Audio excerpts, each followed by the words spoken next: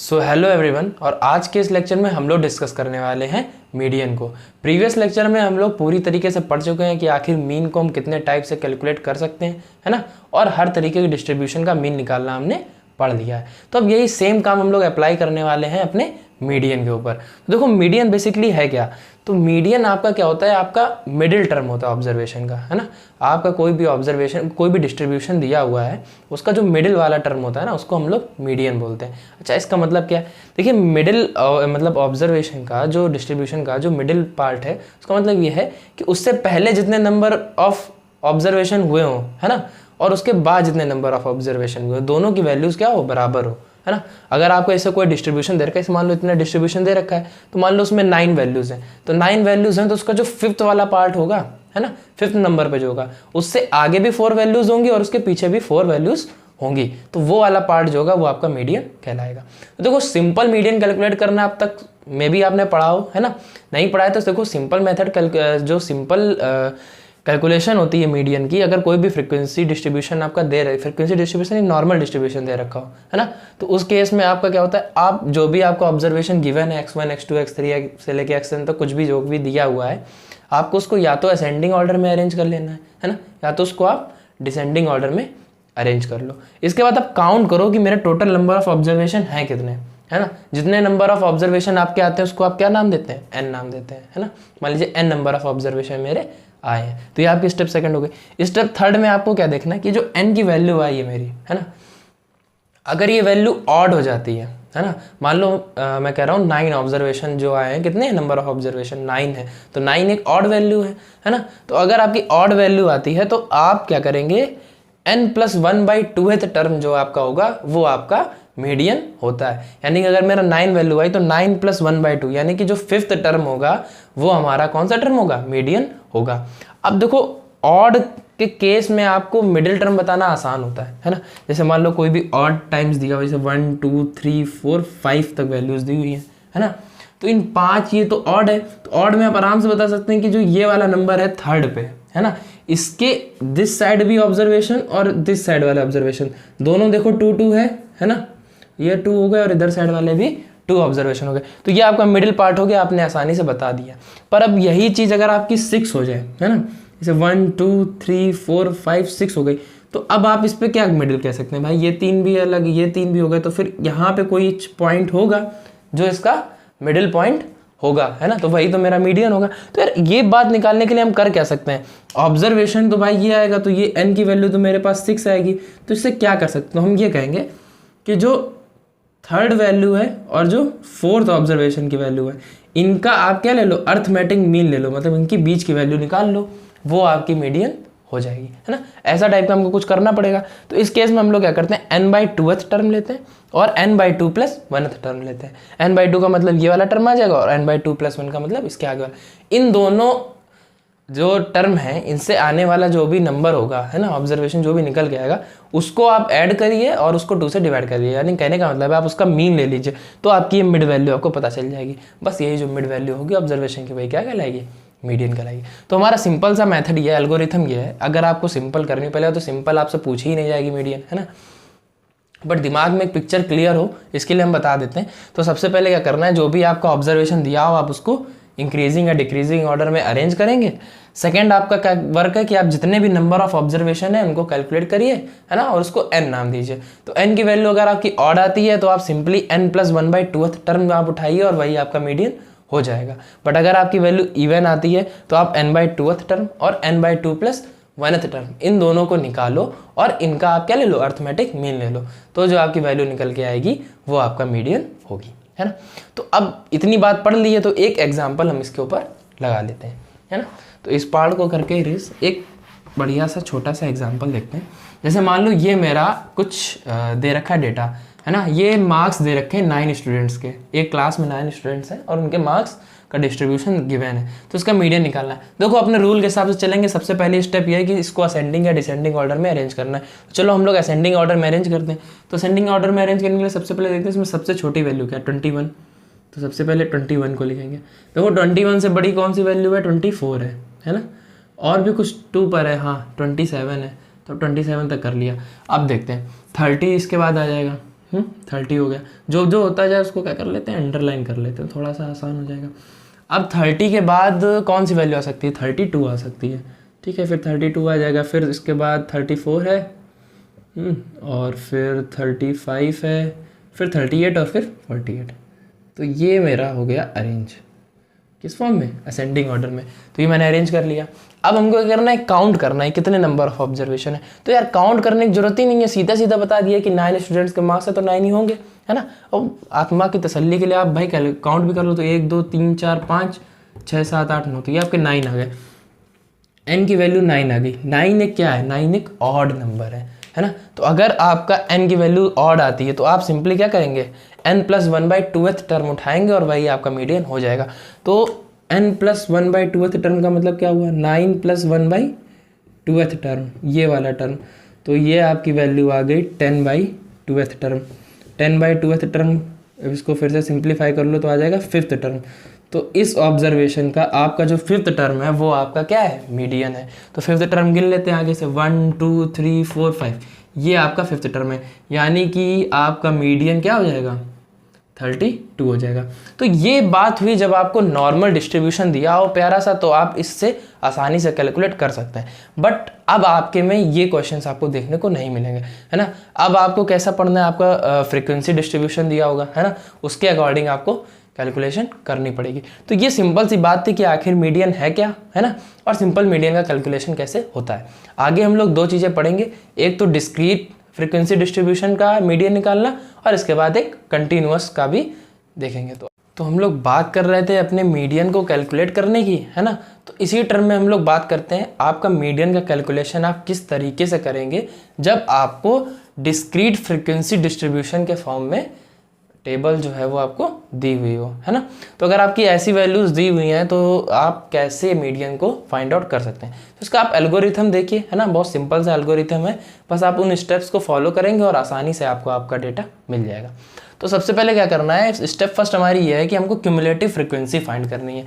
अच्छा, ये cumulative frequency क्या चीज़ है, ये भी हम लोग ने नहीं पढ़ी, है ना। तो चलो एक एग्जाम्पल भी हम लोग साथ ही साथ अपना कंसिडर करते हुए चल रहे हैं, है ना। तो इसमें देखो x की वैल्यूज दे रखी हैं और फ्रीक्वेंसी दे रखी है, यानी कि ये डिस्क्रीट फ्रीक्वेंसी डिस्ट्रीब्यूशन दे रखा है और इसका हमको मीडियन निकालना है ना। तो सबसे पहले हम लोग बात करते हैं क्यूमुलेटिव फ्रीक्वेंसी आखिर है क्या। तो क्यूमुलेटिव फ्रीक्वेंसी बस ये है कि आप जिस टर्म की क्यूमुलेटिव फ्रीक्वेंसी निकाल लें उससे पहले वाले जितने भी टर्म आए हैं उन सब की फ्रीक्वेंसी का आपको क्या कर देना है, एडिशन कर देना है। उससे पहले वाली सारी फ्रीक्वेंसीज का आपको एडिशन कर देना, तो वही आपकी क्यूमुलेटिव फ्रीक्वेंसी कहलाती। तो देखिए 8 से पहले तो कोई और फ्रीक्वेंसी आई नहीं, है ना, तो इसकी अगर क्यूमुलेटिव फ्रीक्वेंसी लिखेंगे तो वो 8 ही आ जाएगी।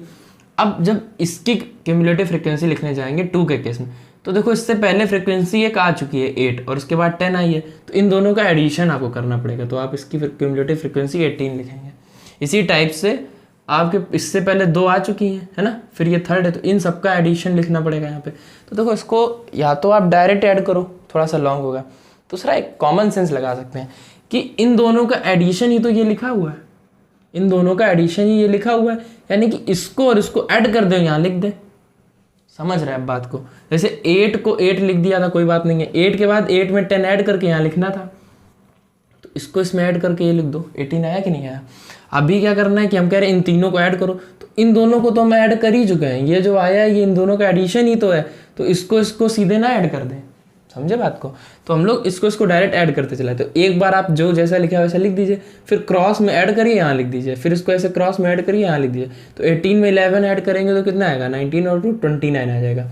अब 29 में 16 को ऐड कर दो तो कितना आएगा, 35 और 10 45 आ जाएगा। अब 45 में 20 को ऐड करेंगे तो 65 आ जाएगा, फिर 65 में 25 ऐड करेंगे तो 70 80 90, ये आपका 90 आ जाएगा। अब 90 में 15 ऐड करेंगे तो ये 105, और 105 में 9 ऐड करेंगे तो 114, और 114 में 6 ऐड करेंगे तो ये आपका 120 आ जाएगा, है ना। तो ये आपका कितना आ गया, 120 आ गया, ठीक है। तो ये एक बहुत नॉर्मल सी बात थी, है ना, क्यूमुलेटिव फ्रीक्वेंसी निकालना आपने सीखा। अब देखिए पहली स्टेप्स हमारे वो हो गई है कंप्लीट। दूसरा क्या कह रहा है कि हमको n/2 फाइंड करना है, तो सबसे पहले तो n निकालना पड़ेगा, इसके बाद ही तो n/2 आएगा। n क्या होता है, सम ऑफ fi, fi की जितनी भी वैल्यू आई है ना, इसको xi fi लिख देते हैं, एफ आई की जितनी भी वैल्यू आई है आप उस सारी वैल्यूज को क्या कर दीजिए, सम कर दीजिए। तो एक बात सोचो यार, यहाँ से जो करते चले आ रहे थे, यहाँ तक का ऐड किया ये लिख दिया, यहाँ तक का ऐड किया ये लिख दिया, यहाँ तक का ऐड किया ये लिख दिया, तो ये जो फाइनल रिजल्ट 120 आया ये इन सब का एडिशन ही तो है। आपको मन कर रहा हो तो आराम से इतना कैलकुलेट कर सकते हो, पर अगर थोड़ा सा दिमाग लगाओगे तो आप ही सोचो कि ये वैल्यू तो हम ये सिंपली यहाँ से लेके यहाँ तक की फ्रीक्वेंसी का सम ही तो लिखा हुआ है, तो यही तो एन की वैल्यू हो जाएगी। तो हम डायरेक्ट इतना सब जोड़ने के बजाय अगर हम डायरेक्ट लिखते तो डायरेक्ट हम कह सकते हैं एन की वैल्यू 120 आ रही है। ठीक है, यहाँ तक सब कुछ क्लियर। देखिए थर्ड स्टेप में क्या कह रहा है, आपको करना है क्यूमुलेटिव फ्रीक्वेंसी देखनी है जो जस्ट ग्रेटर देन n/2 हो, मतलब n/2 से बिल्कुल जस्ट थोड़ी सी बड़ी, तो n/2 से के बड़ी वाली आपको वैल्यू देखनी है, तुरंत बाद वाली। तो n/2 सबसे पहले कैलकुलेट करना पड़ेगा हमको, है ना। ये सेकंड स्टेप में लिखा भी था कि हमको n/2 कैलकुलेट करना है, तो हमने पहले n तो कैलकुलेट कर ही लिया है, तो n/2 को भी कैलकुलेट कर लेते हैं। तो 1/20/2 यानी कि वैल्यू कितनी आ गई 60। अब हमको ऐसी क्यूमुलेटिव फ्रीक्वेंसी देखनी है जो जस्ट ग्रेटर देन 60 हो। तो यहाँ से देखते चले जाते हैं, ये तो 45 तक तो छोटी है, इसके बाद 65 है, यानी कि 60 से जस्ट बड़ी वैल्यू कौन सी है, 65 है। तो बस आप इसको क्या करो, गोला मार लो, है ना। ये मुझको मिल गया यहाँ तक का स्टेटमेंट के हिसाब से, जो cumulative frequency just greater than n/2 और उसके लिए जो वैल्यू आ रही हो वेरिएबल की उसको आप चेक कर लो। तो इसके करस्पॉन्डिंग में आपको वेरिएबल की वैल्यू क्या मिल रही है, 5। इसके करस्पॉन्डिंग वेरिएबल की वैल्यू क्या है, 5। तो ये जो आपका 5 होगा, है ना। देखो स्टेप 4 में क्या कह रहा है, जो स्टेप 3 में आपको वैल्यू ऑब्टेन हुई है बस वही आपकी मीडियन है, यानी कि ये जो 5 है ये हमारा क्या है, ये हमारा मीडियन है। तो आप सिंपली क्या करेंगे, मीडियन की वैल्यू कितनी लिखेंगे, 5 लिख देंगे। अच्छा, अभी तक कन्फ्यूज़न दिमाग में रह रही होगी, देखो हम कन्फ्यूजन दूर कर सकते हैं, बट ये कन्फ्यूज़न दूर करने के चक्कर में आप और ज़्यादा कन्फ्यूज़न में ना पड़ जाए, ऐसी हमारी चिंता है। एक्साई अगर आपका बढ़िया से दिया हुआ है असेंडिंग में तो अच्छी बात है, अगर ना दिया हो ना तो आपको एक्साई को पहले असेंडिंग ऑर्डर में चेंज करना ही पड़ेगा, है ना। जैसा अभी हमने नॉर्मल वाले मेथड में सीखा था कि हम एक्साइज को असेंडिंग ऑर्डर में अरेंज करते थे और फिर इसके बाद काउंटिंग एक तरीके से सिंपली करते थे कि कौन सा टर्म मिडिल में पड़ेगा, यही करते थे ना।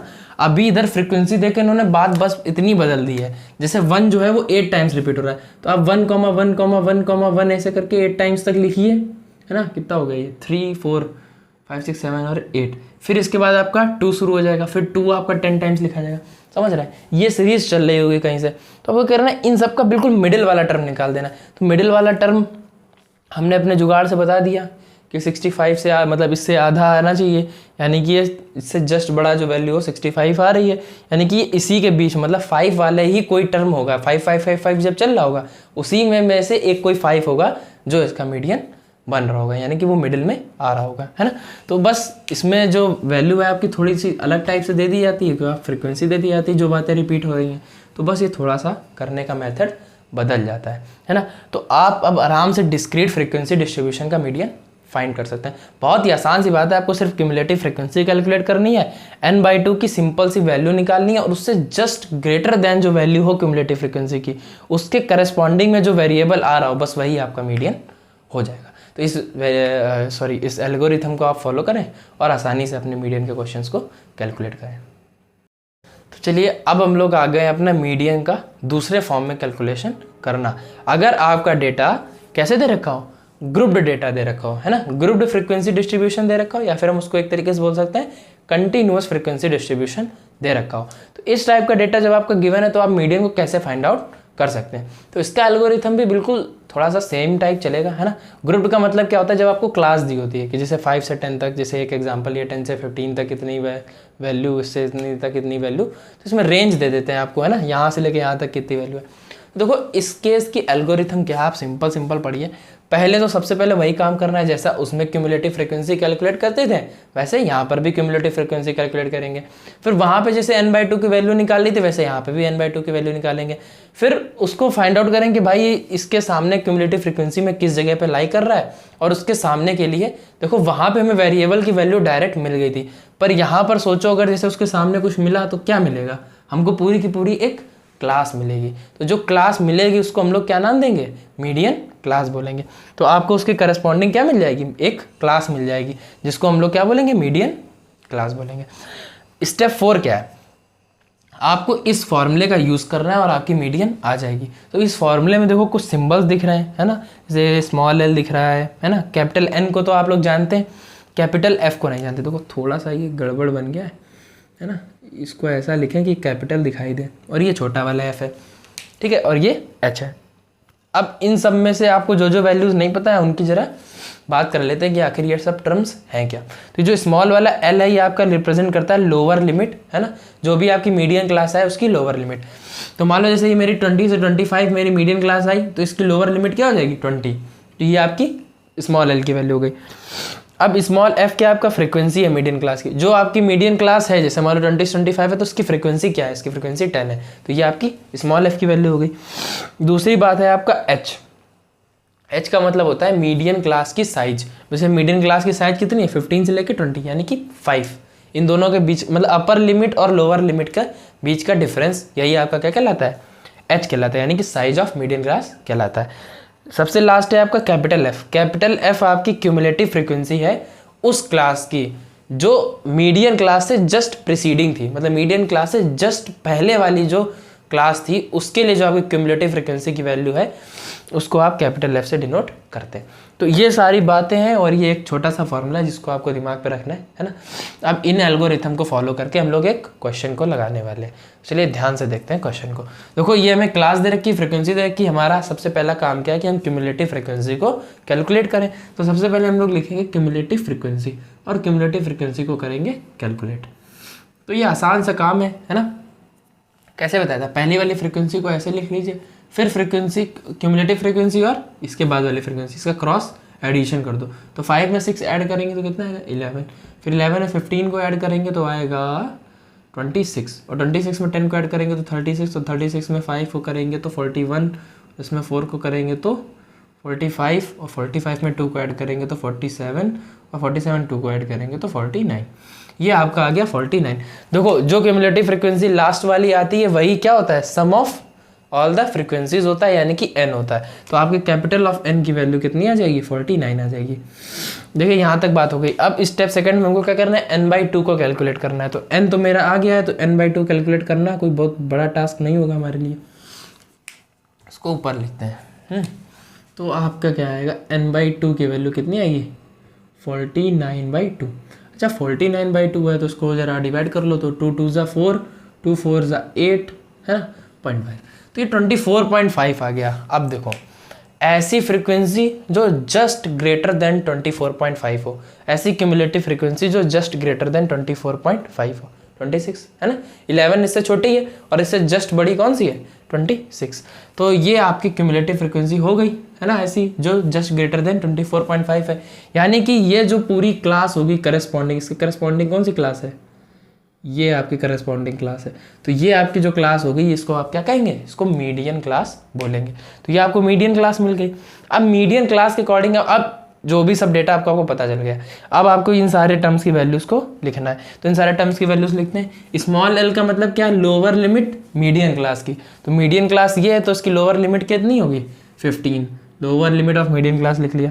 सेकंड बात हमको क्या कैलकुलेट करनी है, फ्रीक्वेंसी ऑफ मीडियन क्लास। तो मीडियन क्लास ये है तो इसके लिए फ्रीक्वेंसी कितनी है 15, तो स्मॉल एफ की वैल्यू कितनी हो गई 15। चलो बढ़िया। इसके बाद क्या, H size of median class. Median class की साइज कितनी है 15 से लेकर 20, 20 से 15 घटा दो मतलब 5, इसके बीच में कितने का डिफरेंस है 5 का। तो आपके स्मॉल एच की वैल्यू हो जाएगी 5। और फिर मेरा आता है कैपिटल एफ। कैपिटल एफ क्या है, क्यूमुलेटिव फ्रीक्वेंसी किसकी, वो वाली क्लास की जो मीडियन क्लास से जस्ट पहले थी। तो मीडियन क्लास ये है तो उससे जस्ट पहले वाली क्लास ये हुई, और इसकी क्यूमुलेटिव फ्रीक्वेंसी कितनी है 11।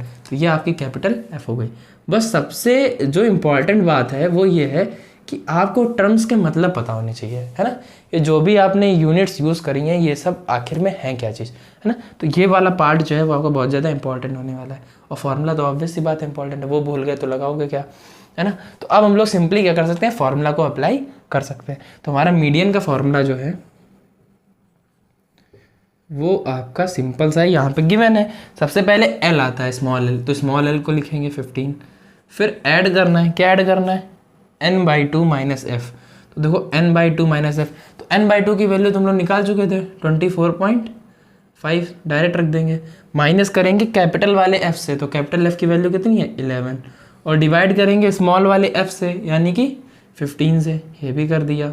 इसके बाद क्या करना है, इस पूरे में h का मल्टीप्लाई करना है यानी कि 5 का मल्टीप्लाई करना है। अब इस बात को हम लोग सॉल्व कर लेंगे और हमारा मीडियन निकल आएगा।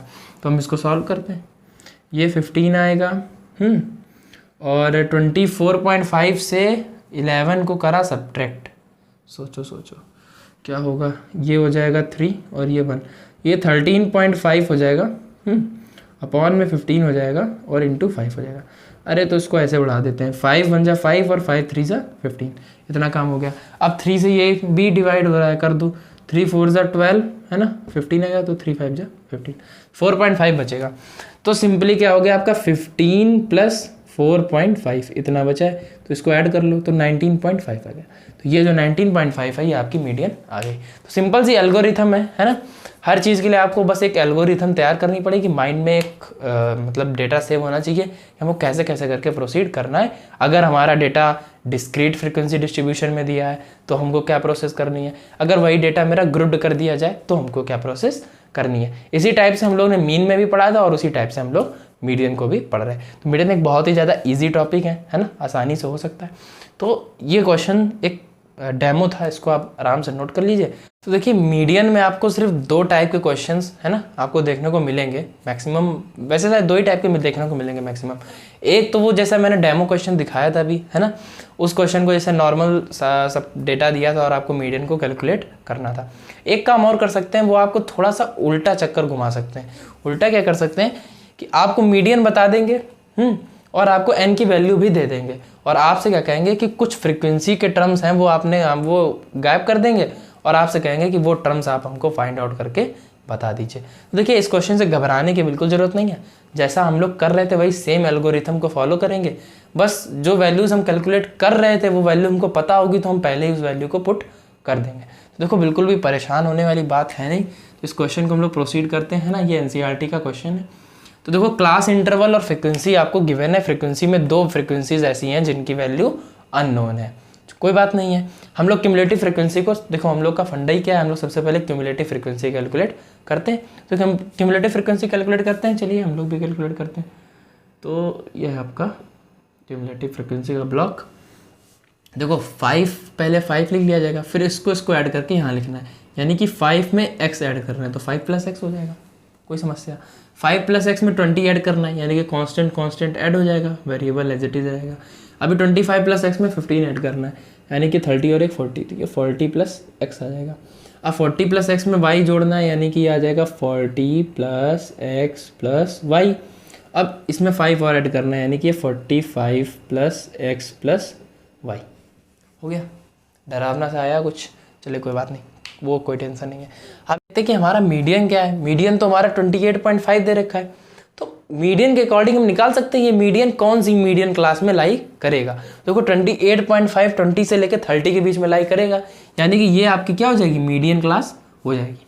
इतना सिर्फ आपको वर्क करना था कि आपको मीडियन क्लास फाइंड आउट करनी थी, भाई मेरी मीडियन क्लास निकल के आएगी क्या। तो 28.5 की वैल्यू 20 से लेकर 30 के बीच में लाई करती है, यानी कि मीडियन इसके बीच में आ रहा है, यानी कि मीडियन क्लास मेरी ये हो गई। तो अगर ये मीडियन क्लास है तो मीडियन क्लास के लिए ये वाली फ्रीक्वेंसी और ये वाली क्यूमुलेटिव फ्रीक्वेंसी हो जाएगी, बढ़िया बात है। अब अगर मीडियन क्लास पता चल गई है तो मीडियन निकाल सकते हैं, बिल्कुल निकाल सकते हैं। मीडियन निकालने के लिए हमको क्या क्या पता होना चाहिए, देखो मीडियन निकालने के लिए हमको सबसे पहले स्मॉल l पता होना चाहिए, यानी कि lower limit of median class. तो मीडियन क्लास ये है तो इसकी लोअर लिमिट क्या है 20, तो l की वैल्यू कितनी हो गई 20 हो गई, ठीक है, l की वैल्यू निकल आई। दूसरी क्या बात निकालते हैं, साइज ऑफ मीडियन क्लास। तो मीडियन क्लास का साइज कितना है, तो 20 से लेकर 30 के बीच में है, यानी कि 10 का डिफरेंस है, यानी कि मीडियन साइज 10 हो जाएगा। दूसरी बात स्मॉल वाला f, frequency of median class. Median class की फ्रीक्वेंसी कितनी है 20, तो f की वैल्यू कितनी आ गई 20 आ गई। अब बचा क्या, कैपिटल F। कैपिटल F होता है जो आपकी मीडियन क्लास है उससे जस्ट प्रीसीडिंग वाली, मतलब उससे जस्ट पहले वाली जो है क्लास उसका क्यूमुलेटिव फ्रीक्वेंसी। तो इससे जस्ट पहले वाली क्लास ये है और उसकी क्यूमुलेटिव फ्रीक्वेंसी 5 + x है, तो इसकी वैल्यू कितनी आ जाएगी 5 + x आ जाएगी। इन सब की हेल्प से मैं क्या निकाल सकता हूँ, मीडियन। और मीडियन की वैल्यू मुझे ऑलरेडी पता है। तो देखो सबसे पहले तो फार्मूला लगाते हैं मीडियन निकालने का। तो मीडियन इज इक्वल टू क्या होता है, L plus n/2 minus capital F upon small f into H. इसमें एक चीज़ और रह गई, क्या, n/2। तो देखो इन सब का टोटल दे रखा है 60, यानी कि n की वैल्यू कितनी दे रखी है 60। तो n/2 की वैल्यू कितनी हो जाएगी 30, ऑब्वियस ही बात है। तो n/2 की वैल्यू कितनी आ गई 30। तो देखो अब हमें सारी की सारी वैल्यूज़ पता है और हम इसमें क्या करने वाले, पुट करने वाले। तो मीडियन की वैल्यू भी हमको पता है, तो मीडियन की भी वैल्यू पुट कर देंगे। तो मीडियन की जगह क्या लिखेंगे 28.5, L की स्पेस पे क्या लिखेंगे 20, n/2 की स्पेस पे लिखेंगे 30, माइनस करेंगे F, capital F 5 plus x है, तो minus in the bracket 5 plus x कर लेते हैं। 2 स्टेप्स में आपको ये बात दिखा देते हैं। फिर स्मॉल वाला f है डिवाइड में, तो ये हो जाएगा 20 और h का मल्टीप्लाई हो रहा है, h की वैल्यू है 10। इतना आपने कर लिया, ठीक है। अब इसको थोड़ा सा और सॉल्व करते हैं। तो 28.5 एज इट इज़ रहेगा, ठीक है। इसका भी मल्टीप्लाई नहीं, सॉरी यहाँ पे एक एडिशन का सिंबल होगा, ये मिस्टेक हो गई है, 20 प्लस ये लिखा है ना। तो देखो यहाँ से इस वाले 10 से ये 20 जाएगा तो सिर्फ 2 बचेगा नीचे। तो इतना काम कर लेते हैं, इसको 20 ऐसे ही रहने देते हैं और इच्छा हो तो इस 20 को इधर भेज लो तो भी कोई प्रॉब्लम नहीं है। चलो अभी देखते हैं, आराम से करते हैं सॉल्व। तो इसको क्या करा है 30 करा है, इसका माइनस का अंदर मल्टीप्लाई कर दिया है, तो माइनस का 5 हो गया और माइनस का x हो गया है। अपॉन में सिर्फ 2 बचेगा, इन दोनों को कैंसिल आउट कर दिया तो यहाँ पे सिर्फ 2 बचा। अभी ये 20 इधर प्लस का इस साइड चला जाएगा तो माइनस का हो जाएगा, तो 20 से सब्ट्रैक्ट कर दो तो इस साइड सिर्फ कितना बचेगा 8.5 बचेगा, है ना।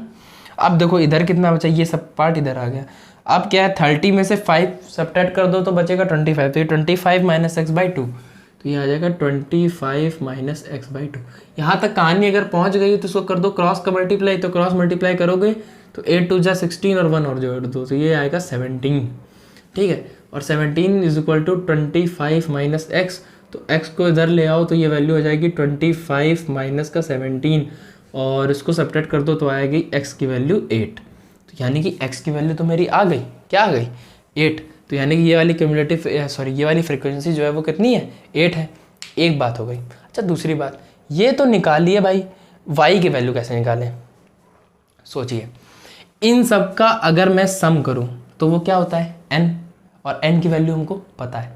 अब इस पूरे में अभी तक 2 अननोन वैल्यू थी, x भी और y भी, तो हम कैलकुलेट नहीं कर पाते, पर अब x की वैल्यू तो पता चल गई है, तो x की जगह हम क्या लिखेंगे अब 8 लिखेंगे, है ना। x 8 के बराबर हो गया, तो 5 को 8 को 15 को 5 को 8 को 20 को 15 को y को 5 को सबको ऐड कर दो और सबका रिजल्टेंट किसके बराबर आना चाहिए n के बराबर आना चाहिए, यानी कि टोटल 60 के बराबर आना चाहिए। तो आप क्या करेंगे इन सबका एडिशन करेंगे फटाक से। तो एडिशन करते हैं हम लोग, साथ में करेंगे 8 5 ऐड करेंगे कितना आएगा 13, 13 में 20 ऐड करेंगे तो 33, 33 में 5 जोड़ो तो 38 और 10 जोड़ो तो 48, 48 में 5 जोड़ो तो 53, तो 53 प्लस वाई, तो इसका एडिशन पूरा कितना आ रहा है 53 प्लस वाई, और एक इसके बराबर होना चाहिए 60 के बराबर होना चाहिए। बस वाई की वैल्यू कितनी आ जाएगी 7, ठीक है। बढ़िया सा क्वेश्चन आराम से लग गया, x की वैल्यू भी आ गई और y की वैल्यू भी आ गई। तो एक हम दोनों तरीके से कर सकते थे। अगर आप पहले सोचते कि पहले ही इन सबका एडिशन कर लें तो ये क्वेश्चन x प्लस वाई में आ जाती, और फिर यहाँ से जब आप x की वैल्यू निकाल लेते तो वो x प्लस वाई वाले क्वेश्चन में पुट कर देते तो भी आपका आ जाता। तो ये आप दोनों तरीके से लगा सकते हैं। तो ये था बस इस क्वेश्चन को प्रोसीड करने का तरीका। तो आपको ये 2 टाइप के क्वेश्चन मिल जाएंगे, एक जो डेमो क्वेश्चन में था डायरेक्ट वैल्यू निकालने का, और एक हो सकता है आपकी कुछ फ्रीक्वेंसी की वैल्यू को अननोन कर दें और आपसे उनकी वैल्यू को फाइंड आउट करने को कह दें। तो इस टाइप से आपका मीडियन का पार्ट जो है वो पूरा होता है ख़त्म, है ना। अच्छे से पढ़िए और इसको ख़त्म करिए, और अगर कोई भी डाउट हो तो उसको कमेंट सेक्शन में मेंशन कर दीजिएगा। तो तब तक के लिए हैव अ नाइस डे।